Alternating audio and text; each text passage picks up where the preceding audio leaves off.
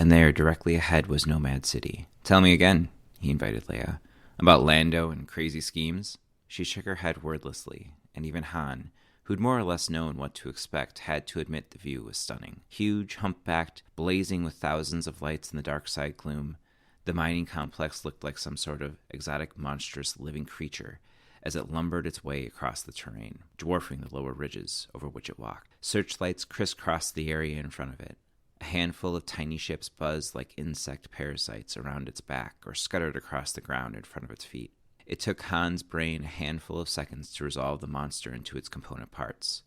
The old dreadnought cruiser on top, the 40 captured Imperial AT-ATs underneath carrying it across the ground, the shuttles and pilot vehicles moving around and in front of it. Somehow, knowing what it was didn't make it the least bit less impressive. Excerpt from Heir to the Empire by Timothy Zahn. Hello, and welcome to this episode of I Am the Party, and I am Paul. It's nice to be speaking to you again. I'm pretty excited for the episode this week. I've always had the possibility and anticipation that combat could break out. That's why I chose Karn eventually as the system that I wanted to work with and play with, because of how simplistic the combat can be. And I find that the simplicity of the combat is going to give me, hopefully, we'll see, we'll find out together, hopefully a lot of narrative control in a way that I can tell an interesting fight, a combat that actually has stakes, changes from round to round. If there is more than one round, we'll see. We'll find out as well. But I really do anticipate that a combat is coming sometime during this session. So the first real fight and violence, I shouldn't say real violence. There's definitely been some conflicts that have happened, and some people have been much worse for the wear than others in my story. This is the first time that I'm anticipating an actual outbreak of round-to-round style of combat. Why did I choose the opening? Well, it's my first Star Wars reading. That's exciting. It certainly won't be the last. Heir to the Empire, which is the original kind of expanded universe sequels to the original Star Wars trilogy, is something that I originally read in the 90s when I was a kid. It was one of the first books that really got me like hooked on reading, really captured my imagination and my attention. And I can just remember like devouring the book. However, it was a more recent reread. I had this aha moment of just like how ridiculously gigantic this mining complex that Lando Calrissian had put together. And so in thinking today and thinking about a little bit of the future, some direction that I have in mind for where my campaign is going, where the campaign world is, utilize the enormity of the mining city that Lando put together. And that's like the entire, like there's a little bit more in the book, but that's really the entire passage about the physical description of this mining colony, which is just such a huge, massive, like throwaway. It's like this idea of, first of all, Lando grabbing 40 AT-ATs, the big four-legged walkers in Star Wars that are just terrifyingly huge in Empire Strikes Back. He's got 40 of them. He just wrangled them somehow, and he somehow welded them together, and then he put a Star Destroyer just right on top of them, as if that was like a normal thing. But the idea of how just massively overwhelming something like that would be to see in real life, in the same way that I used House of Leaves to try to capture darkness of a space and the enormity of a space without being able to really quantify it because of the darkness, I'm going to start exploring concepts around the size of creatures. I don't want to get too specific. If you've been on my Bluesky account, you might see some pictures of some creatures that I'm anticipating will be coming up in my campaign. And so as a result, I've wanted to try to start my own mind going of like what an enormous creature could look like. I've kind of hinted that there might be something quite large in the realm of midnight in the Bridge of Darkness, whether it's a single entity that was kind of skirting around the periphery of the view of my characters or something else entirely. That's kind of still to be determined. I'm planting that seed for some divine inspiration down the road in this, I guess I would call it the real world of the campaign, where we find our characters, the two Brim cousins, and then also separately Mender and Talls. There are some real concrete creatures that are quite large, and I'm hoping to introduce that today. Anyways, that's enough preamble, I think. So what I'm going to do, jump right into the game.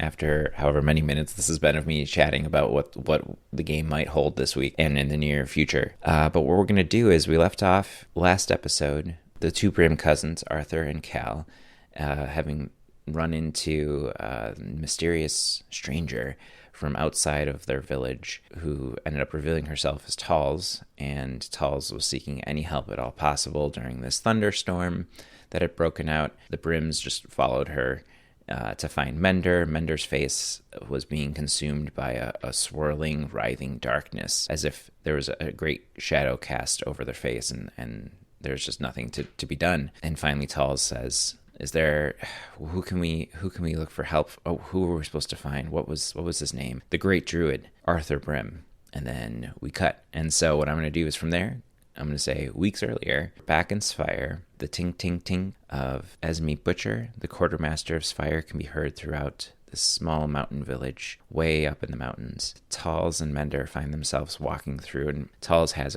a crutches at this point as she's trying to deal with the damage that was done to her leg. She still holds her left hand gingerly.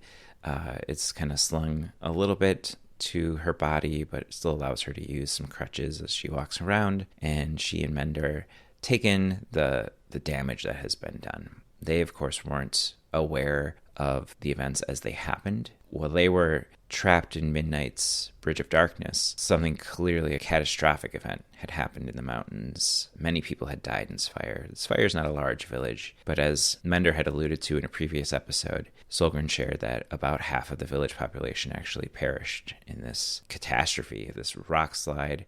There was a great earthquake that happened, and the pass through the Daggerspine Mountains, through which Sarge, now Mender, led their squad of stewards, that has been completely destroyed. And that has now set Mender on a path to basically travel south along this Daggerspine mountain range, and the mountain cuts the whole continent into basically creating two subcontinents. They're stuck now on the east side of the continent. Mender's plan is to go south, loop down to the coast, go past the mountains, and then go back into friendly Halinari imperial territories, at which point they can seek out the local steward's lodge, make contact with them, and explain the experience that they had with Midnight in the Bridge of Darkness, because the Bridge of Darkness is not a place that is recognized. It's unknown to at least our four stewards when they first entered it and found themselves trapped in it. So it's up to Mender now to find a way to make contact with the Empire and let them know that this Bridge of Darkness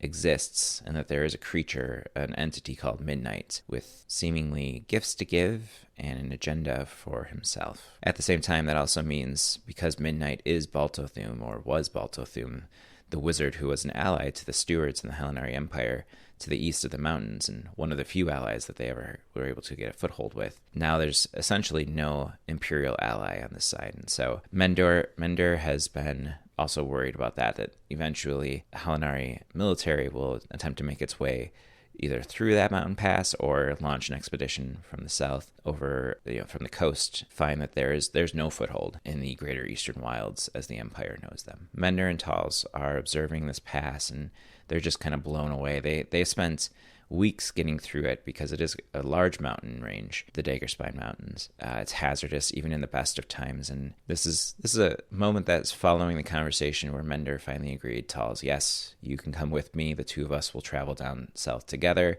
It might be a bit of a delay because your healing process is still being done. That's where we find ourselves today. As they're walking through the village, Solgren finds them again, motions them to sit down at a bench outside of the temple, erected to worship basically the sun and give praise to Helios, who is the sun god. From their perspective, it doesn't really align, and Talz is the one who knows this. Mender doesn't necessarily know, but Talz, as a magic user, is a little bit more trained and educated on the ways of the world, not as much as what a chaplain would be as far as religious beliefs and rituals go, but Talz is aware. And so this god, that ancient temple that's been set up in Spire to worship Helios, it's kind of like what we would think of as like pagan, like the Greek gods, like mythology rather than religion. Neither here nor there as far as Talz is concerned, and Mender's largely oblivious to it altogether. So Solgren, the elder druid, he invites them to a bench outside. It's under a tree that's ancient. It's massive. The trunk is easily, if Mender and Talz were to stand side by side, it'd be shoulder to shoulder as wide as them. Please have a seat. The time is soon approaching in which you will be departing, and I want to make sure that you are prepared. Of course, Mender replies to Solgren. Three of them sit down, and Solgren pauses a moment just to take in the sounds of the birds and kind of the peacefulness other than the ting-ting. Although there's a certain security reassurance that happens as a result of hearing Esme Butcher constantly working and reworking metal in her blacksmith shop. But Solgren is trying to take in the moment before he continues. Soon you will be departing and entering into the burial lands, the lowlands south of here. That is your next stop. There is very little as far as civilization goes between here and the village of the Brims. It has been some time since us Spherians have traveled down south, or really left the village at all. There's much work to be done. The greatest thing that I can point you to is the Brims village, which is a respite of sorts, and within a week or two you should be able to make your way down there. However, I do have someone that I would like to introduce you to, and he motions with his hand, and out of the shadows of the temple, completely oblivious, Mender and Talls had no idea that this short man, who looks just as broad as he is short, but very, very sturdy-looking individual with a long white beard, comes out of the shadows. Mort Kurtwell, glad to meet ya, he introduces himself. Solgren chuckles to himself and says, Mort is not of the Spherian tribe, but he is a trusted fellow, and he is a fantastic guide, even more so. Solgren, thanks for the vote of confidence. Anyways, I appreciate the gold more than the confidence itself, of course. Mender, Talls, Mort has agreed for a small fee to escort you down to the Brims village. Yeah, it's pretty quiet. There's not really much between here and there, as Solgren was saying. Not really much to harm us or really anything to worry about. I'm itching to get down there. I got a lot of work to do, and I don't really have, time to spare, you might say. We understand. And Mort, was it? Yeah, Mort. I think Talls here is getting there. I'm fine. I can get on the road anytime now. To show that emphasis, Talls throws her crutches away and stands up and does a little bit of walking. There's clearly a limp, but at the end of the little walk that she does a little bow. Mort claps. All right, looks good enough for me. Good enough for Mort. Good enough for you, Mender? I guess. I mean, we could leave as early as tomorrow. Great! Let's commence with the pre-adventuring drinking. Mort claps his hands. Solgren has to stop and say, Oh, Mort, one moment, please. Actually, Mort, you go ahead. You go find the tavern and tell them that drinks are on me. Order us 4. Of course. And off he goes. Solgren turns back to Mender and Talls and says, As Mort said, it's not exactly a dangerous journey. However, if you should need anything, there's a reason I'm sending you to the Brims village, and that is to have some respite, but also have a resource, someone who can provide comfort, guidance, for the leg of your journey after that. You see, I have an ally in the Brims village. His name is Arthur, and when he and I were just boys, we were raised here in Spire. There was an incident. He was outcasted. I haven't seen him since the early days of my adventures, my journey towards becoming the druid that I am today. However, Arthur was gifted. Even at that age, even as a boy, you could tell he could speak to the trees, and the trees would listen, and he would listen to them. Whole conversations could be had with just him mumbling the softest words, wind blowing over the leaves.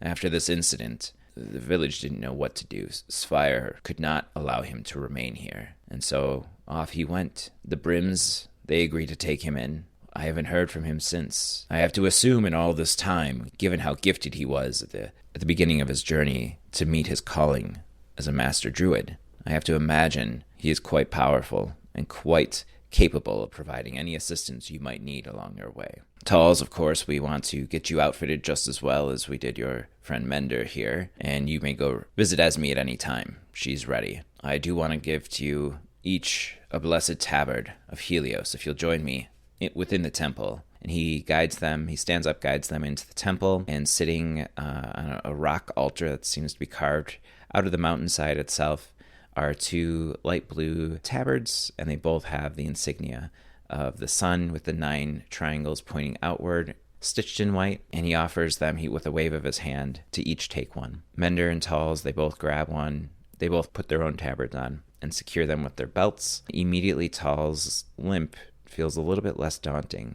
Her left hand feels a little bit more capable. She starts flexing her fingers and realizes that there was an immediate transformation that happened as a result of putting this tabard on. "Thank you, Solgren," Mender says. "There's nothing we can do to express our gratitude or pay you back for what you've done for us." "Oh, no. Think nothing of it. Spire is a charitable village. We rely on the Halinari Empire for trade and new people to be passing through and to go to and fro. And I hope that this is the very beginning of being able to reopen the Daggerspine Mountain Pass, reconnecting our two halves of this land. It will be long, it will be difficult, but it is a journey worth taking, and the very first steps are for me to send you two on your way with the best possible chance for success." "Sounds good to me," Tall says. Solgren leads them out of the temple and straight towards the tavern. 3 of them join up with Mort. They have a pretty relaxing evening. Mender can't help but be curious about this incident that happened when Solgren was a youth with this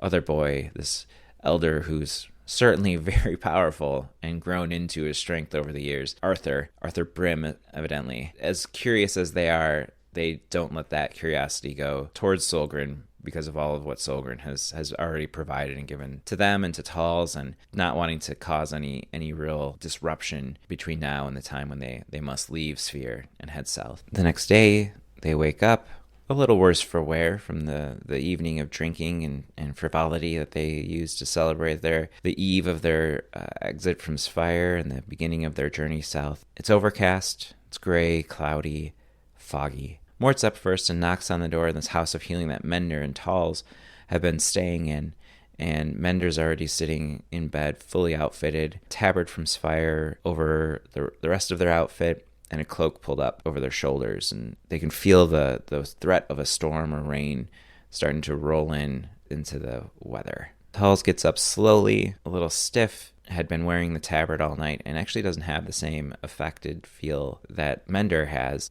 from the drinking with Mort and Solgren. In fact, her knee has healed up quite a bit from whatever had caused it to be bashed up when they were expelled from the Bridge of Darkness in the first place.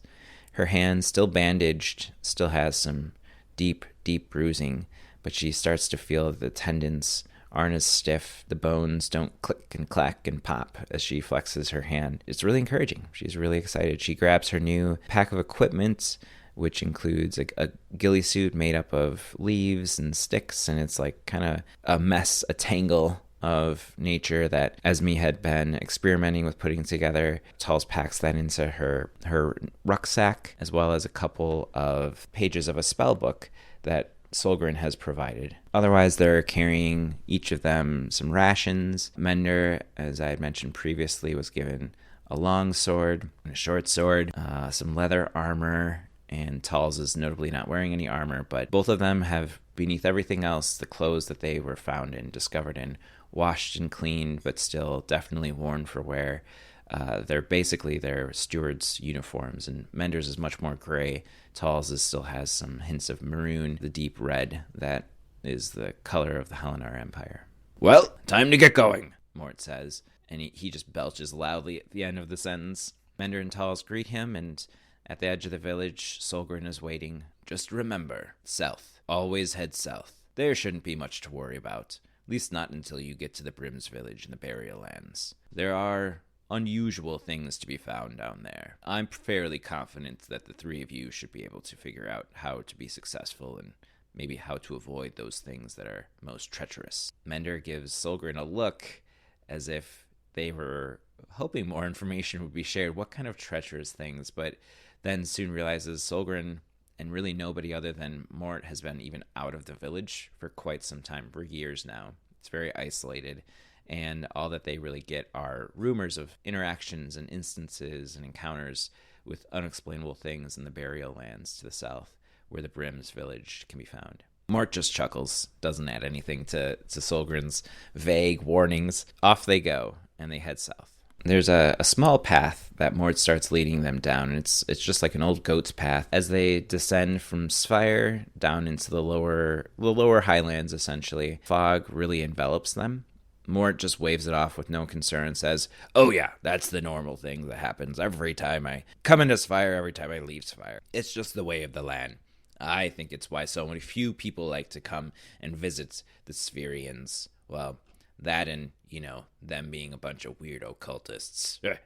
But they pay. I don't know where they get the money, but they pay. Mender and Talls just follow behind Mort, and he is chatty. Mender gets the feeling that Mort likely spends a lot of time on his own in the woods, in the mountains, and doesn't get a chance to talk to a lot of people, so when the opportunity presents itself, he does not pass it up. He takes full advantage. They travel for a few days really uneventfully through this fog and mist, and it clears from time to time. But largely, Talls and Mender rely on Mort to keep leading them.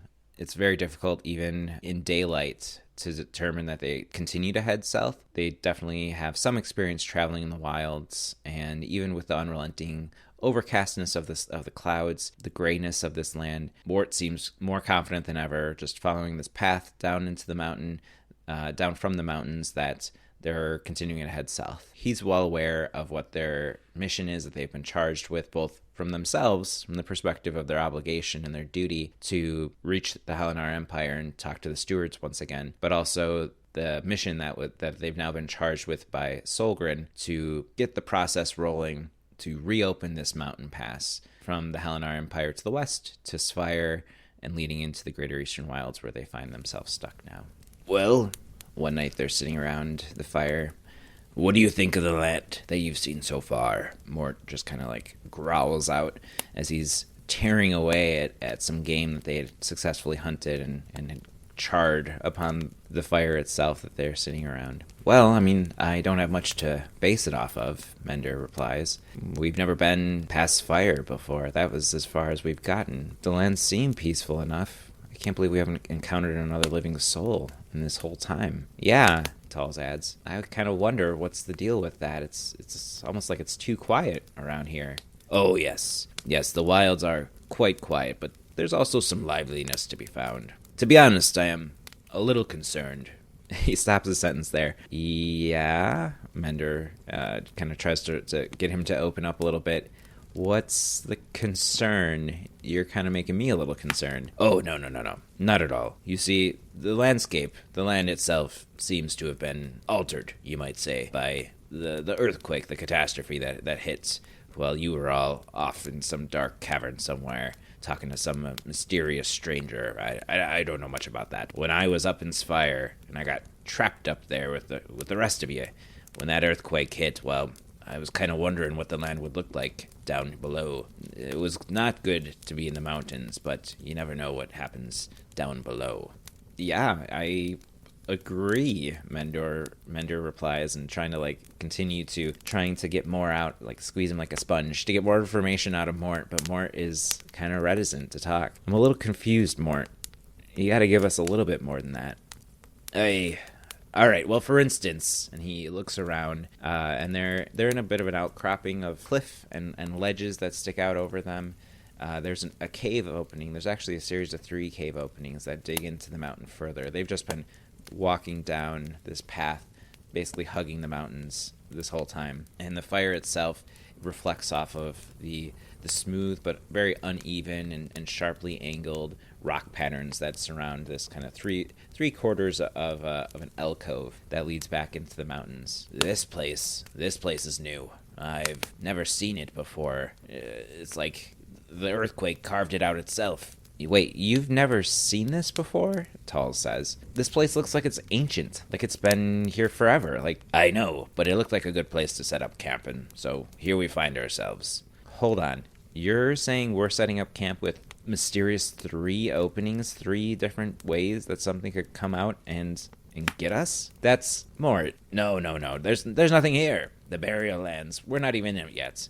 That's where you really have to look out for the strange creatures that might come out of nowhere. You might not even see where they're coming from. And as he says the word from, they also hear a very loud scratching and creaking noise that sounds like rock against rock, just scraped against each other. And then they hear the first thud, thud, thud, thud. And there's some movement that's happening from within one of the openings that leads into the mountains, and they all go silent. The only thing that they can hear is the scraping of the stone on stone, the thudding of what sounds like something that's getting closer and closer, and then in between those noises, the crackling of the fire that they built up between them. And here I'm going to roll. There's 3 possibilities of where this sound could be coming from. Given where they're at, there's 3 openings into the mountainside. I'm going to roll to see which one it's coming from. It's coming from actually the center, which is directly opposite from the opening of this alcove that they find themselves in. Let's see if anyone has an idea of that. I'm going to roll a d20. Let's make it a will check. So we'll roll for Mender first. Mender got a 6. They're aware of it being coming from the center. Roll for Talls next. Ooh, an 18. Definitely not aware. Talls is starting to freak out. It's not looking too good as far as making sense of this new sudden sensation of fear and anxiety. And I'll roll for Mort. All right, Mort is also aware where the sound is coming from. Mort, I haven't rolled up into a full player character at this point. Mort is like a hireling kind of situation, so I'm just giving Mort 10 across for all 3 stats, strength, dexterity, and will, and I rolled a 10 on my d20 for him to find out, to see if he knows where things are coming, where this noise, this sound is coming. So all 3 of them prepare and look around. They see an outline thanks to their fire. As the 2 of them point to Talls, it's coming from that direction. It's coming from the center opening. And so they all kind of back away from there and see what looks to be like a large head looming out, almost filling up the entire opening itself. And the opening is large enough that Mender, they could walk in and not have to duck. But this head is filling the entire opening itself. 2 horns can be seen as well as the head sticks its way out of the opening. Shoulders followed, and the thing looks like it's carved from the same stone as the mountains itself. It almost seems perfectly blended in, and if it wasn't moving at all, and if it wasn't breathing loudly, then it would almost be impossible to tell that this creature was separate at all from the mountain itself. But out it comes, and one arm just reaches out, grabs a chunk of the ground, and pulls itself, and it's pulling and heaving its body.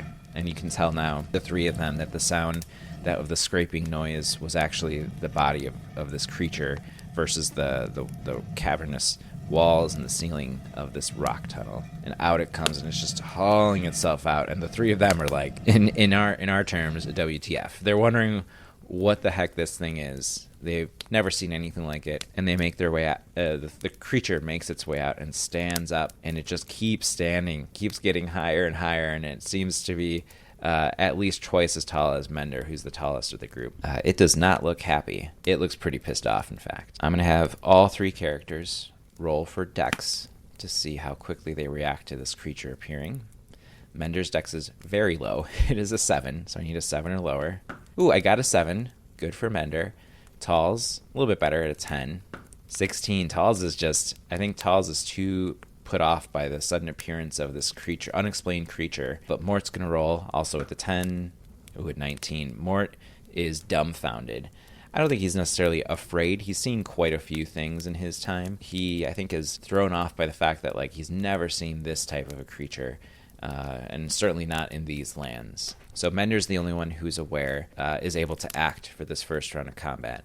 I'm going to actually leave it there for now, knowing that Mender gets to act, and then this creature will act, and then we start again with the 3 characters that are kind of leading the story. Thank you so much for listening, and we'll talk again soon.